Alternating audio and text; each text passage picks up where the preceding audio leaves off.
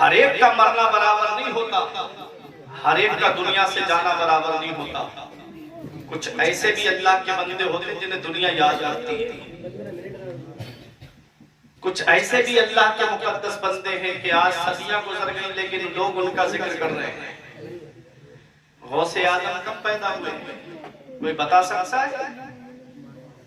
یہ حال ہے ہماری قوم کا۔ بھی پوچھو ابھی کون سے ہیرو کی فلم سپر ڈپر ہٹ ہوئی، ابھی بتا دیں گے۔ ابھی پوچھو کون سا گانا کون سی سن میں آیا تھا، بتا دیں گے۔ اپنے بزرگوں کی تاریخ ان کو یاد نہیں ہے۔ جلسہ سیکھنے کے لیے نہیں کراتے، صرف بابائی کے چکر کہ میرا جلسہ اس گاؤں سے اچھا ہو جائے، میرا جلسہ اس سے اچھا ہو جائے، انہوں نے فلاں کو بلایا تھا میں فلاں کو بلاؤں گا۔ یہ سوچے بن گئی۔ یہ اگر چاہتے ہو کہ تمہاری قوم کی کچھ اصلاح ہو جائے گا تو اپنی ذہنیتوں کو بدل دینا۔ جلسے کسی کے نام پہ کامیاب نہیں ہوتے ہیں، جلسے جس شخصیت کے نام سے ہے نا، غوث اعظم کا نام ہے، غوث اعظم کا نام۔ غوث اعظم کو جانتے ہو؟ اعلیٰ حضرت فرماتے ہیں شکر کے جوش میں جو ہے وہ تجھے کیا جانے، خضر کے ہوش سے پوچھے کوئی رتبہ تیرا۔ کون غوث اعظم ہے؟ 470 ہجری میں پیدا ہوئے۔ کتنی؟ اور کتنی میں وصال کیا؟ نہیں پتا۔ 470 میں پیدا ہوئے، 91 سال کی عمر ہوئی ہے۔ 470 میں 91 ملاؤ کتنے بنے؟ 500 بولو 71 571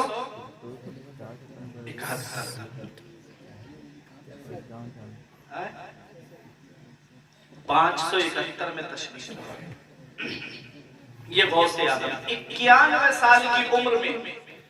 آج ہمارے یہاں 100 سال پار ہو جاتے ہیں لیکن آج ان کی قبر پہ کوئی فاتحہ پڑھنے والا نہیں۔ غوث اعظم بغداد میں پیدا ہوئے، بریلی میں نہیں آئے۔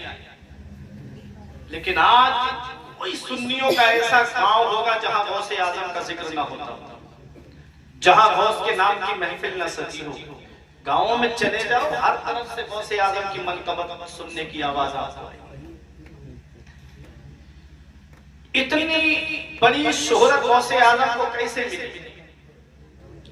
چلو ہم غوث اعظم سے ہی پوچھتے ہیں، غوث اعظم آپ کو یہ مقام ملا کیسے؟ تو فرماتے ہیں درست العلم حتی صرت کتبہ۔ میرے غوث فرماتے ہیں میں نے علم حاصل کیا، اللہ نے مجھے کتب بنا دیا۔ میں نے علم حاصل کیا، اللہ نے مجھے کتب بنا دیا۔ پتہ چلا سرداری علم سے ملتی ہے، بلند رتبہ علم سے ملتا ہے، بلند مقام علم سے ملتا ہے، بلند عظمت علم سے ملتی ہے، بلند شان علم سے ملتی ہے۔ سرکار غوث اعظم نے 18 سال تک قصبہ جیلان کے قرب و جوار میں جو مدارس تھے وہاں تعلیم حاصل کی، اور جب 18 سال کے ہو گئے، ماں کی عمر 78 سال کی ہے، اپنی ماں کے پاس آئے۔ ماں کی عمر 78 سال، غوث اعظم کی عمر 18 سال۔ جب ماں کی عمر 60 سال کی تھی نا تب غوث اعظم پیدا ہوئے تھے۔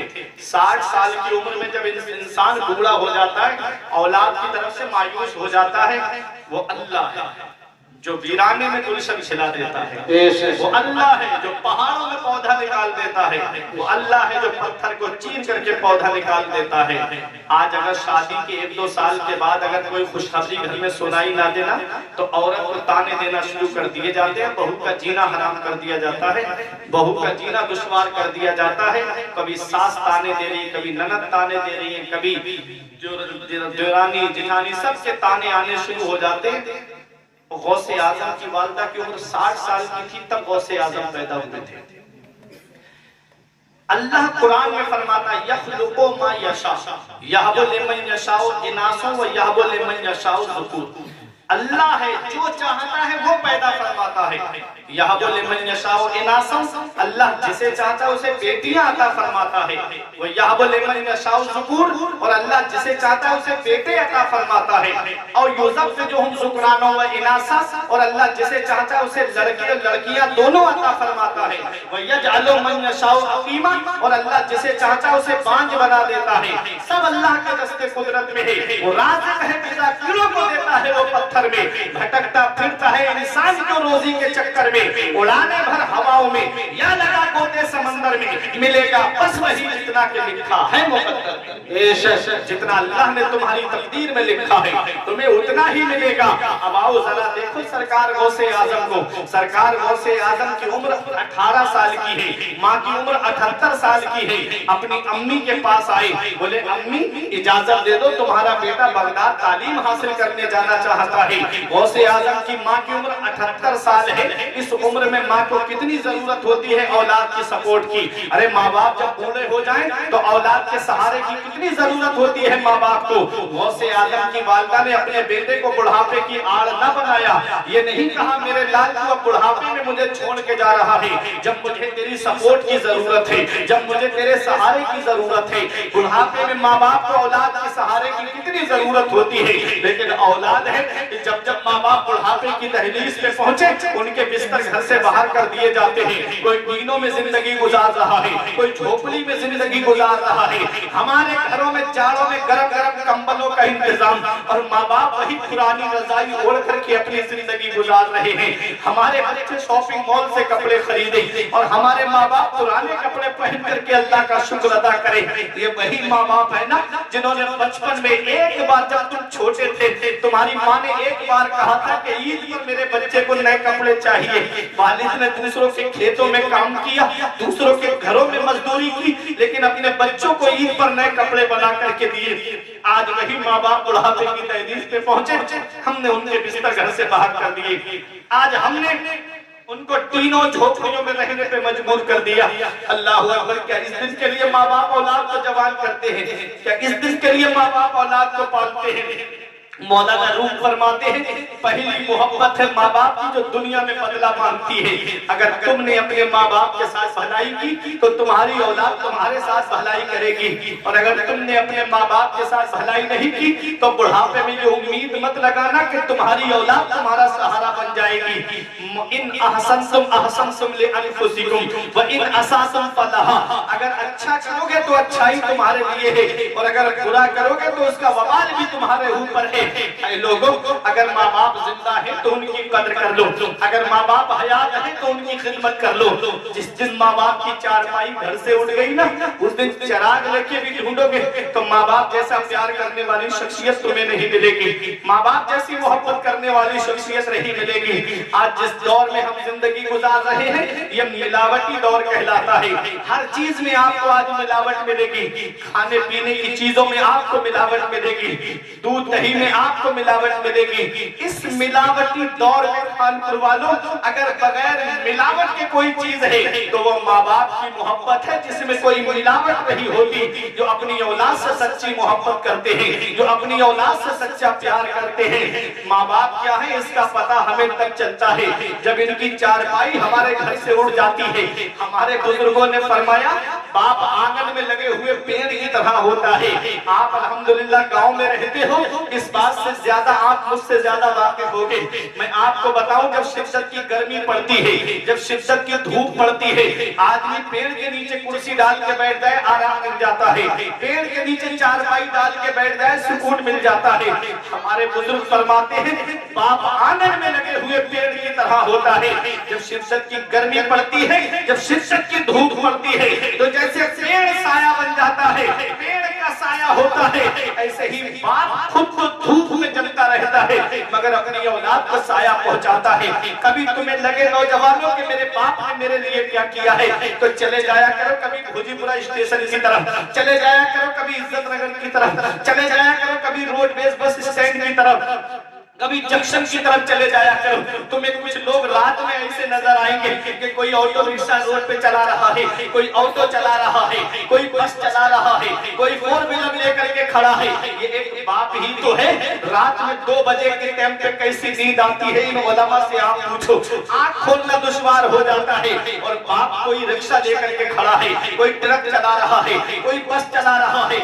ये एक बाप ही तो है जो सोचता है 4 पैसे जमा हो जाएंगे, मेरी औलाद के खर्चे में काम आएंगे, मेरी औलाद की पढ़ाई में काम आएंगे। आज वही औलाद जवान हुई, बाप को आंखें दिखा के कहती कि मेरे बाप ने मेरे लिए क्या किया है, मेरी माँ ने मेरे लिए क्या किया है। एक माँ बाप 5-6 औलाद को पाल लेते हैं और 5-6 औलाद से एक माँ बाप नहीं बनते हैं। बुढ़ापे में उनके बंटवारे होते हैं। बाप 1 महीना मेरे घर खाएगा, माँ 1 महीना मेरे घर पे खाएगी। किस्मत वाला है वो बेटा जिसके हिस्से में माँ बाप आते हैं, नसीब वाला है वो बेटा जिसके हिस्से में माँ बाप आते हैं। किसी को घर मिला हिस्से में या कोई दुकान आई, किसी को घर मिला हिस्से में या कोई दुकान आई। मैं घर में सबसे छोटा था, मेरे हिस्से में माँ आई। ऐ लोगों, अल्लाह का कुरान क्या कहता है? 15वां पारा खोल के देखो, रब फरमाता है वक़ज़ा रब्बुका अल्ला तअबुदू इल्ला इय्याहु व बिल वालिदैनि इहसाना। हुक्म दिया तेरे रब ने कि अपने रब के सिवा किसी की बंदगी ना करो और अपने माँ बाप के साथ में भलाई करो, अपने माँ बाप के साथ में हुस्न सलूक करो। इम्मा यब्लुगन्ना इंदकल किबरा अहदुहुमा व किलाहुमा, जब वो दोनों बुढ़ापे को पहुंच जाए या उनमें का कोई एक बुढ़ापे को पहुंच जाए, अल्लाह का कुरान कहता है फला तकुल लहुमा उफ, तो उन्हें उफ भी नहीं कहना है, वला तनहरहुमा, और उन्हें झिड़कना नहीं है। डांटना तो बहुत दूर की बात है, उनको गालियां देना तो बहुत दूर की बात है, उन पे हाथ उठाना तो बहुत दूर की बात है, उन्हें ज़ज्र तौबीख करना तो बहुत दूर की बात है। अल्लाह का कुरान कहता है उफ भी मत कहना अपने माँ बाप से और उनको झिड़कना भी नहीं। वक़ुल्लहुमा क़ौलन करीमा, जब भी बोलना तो मोहब्बत से बोलना, जब भी बात करना माँ बाप से तो प्यार से बात करना। उलमा फरमाते औलाद तो माँ बाप से ऐसे बात करनी चाहिए जैसे एक गुलाम अपने आका से बात करता है, जैसे एक नौकर अपने मालिक से बात करता है। अगर बाप रास्ते में चल रहा है और बेटा बाप के आगे आगे चलने लगे तो ऐसा बेटा बेअदबों में शुमार किया जाता है। बाप के आगे नहीं, बाप के पीछे चलो। अल्लाह अकबर, क्या कुरान ने हमें पैगाम दिया। रब फरमाता है वक़्फ़िद लहुमा जनाह ज़ुल्ल मिनर रहमा, अपने माँ बाप के लिए मेहरबानी का बाजू बिछाओ, अपने माँ बाप के लिए अपने बाजुओं को सकोड़ लो। मतलब क्या है? मतलब ये है कि जब परिंदा उड़ता है आसमान में तो आसमान में तो अपने परों को फैलाए होता है और जब अपने घोंसले की तरफ आता है तो बाजुओं को समेट के आता है, तब अपने घोंसले में आता है। कुरान में रब ने क्या हमें पैगाम दिया है? उन बेटों को पैगाम दे दिया कि जब तुम अपने घरों में आओ तो मेहरबानी का बाजू समेट करके आना। तुम डॉक्टर होगे तो बाहर होगे, तुम इंजीनियर होगे तो घर के बाहर होगे, तुम प्रोफेसर होगे तो घर के बाहर होगे, तुम IAS होगे तो घर के बाहर होगे, तुम IPS होगे तो घर के बाहर होगे, तुम DM होगे तो घर के बाहर होगे, तुम मेजर होगे तो घर के बाहर होगे। अरे जब घर के अंदर आओ तो डॉक्टर बन के मत आना, इंजीनियर बन के मत आना, प्रोफेसर बन के मत आना, IAS और IPS बन के मत आना। जब तुम घर के अंदर आओ तो कोई ओहदे वाला बन के मत आना, बल्कि अपने माँ बाप का बेटा बन के घर के अंदर आना, माँ बाप का लख्ते जिगर बन के घर के अंदर आना। जब आओ तो बाजुओं को समेट करके आना, माँ बाप के सामने उनका बेटा बन के आना।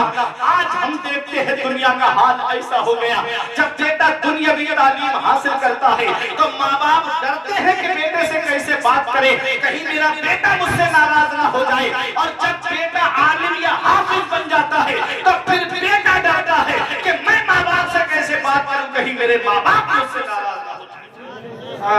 ये हाल है। इस वक्त के बारे में तो सोचा भी न था। बेटों से ज़ईफ़ी में हुई खतरसाई, घर बार तो बांट लिए शौक से फुरकान, हिस्से में किसी के मगर मां नहीं आई। वक्त ठुकरा देगा एक दिन मेरी सारी ये कुर्बानियां, दामने उम्मीद में फकत नाकामियां रह जाएंगी। शादियों के बाद बेटे तो अलग हो जाएंगे, باپ کے ہاتھوں میں فقط بیساکھیاں رہ جائیں گی، بڑھاپا کیا جوانی کیا یہ بچپن بانٹ لیتے ہیں، نہ ہو کر دل میں گنجائش تو آنگن بانٹ لیتے ہیں، نہیں منظور حصے میں کسی بیٹے کو اپنی ماں، مگر آپس میں بوڑھی ماں کے کنگن بانٹ لیتے ہیں۔ یہ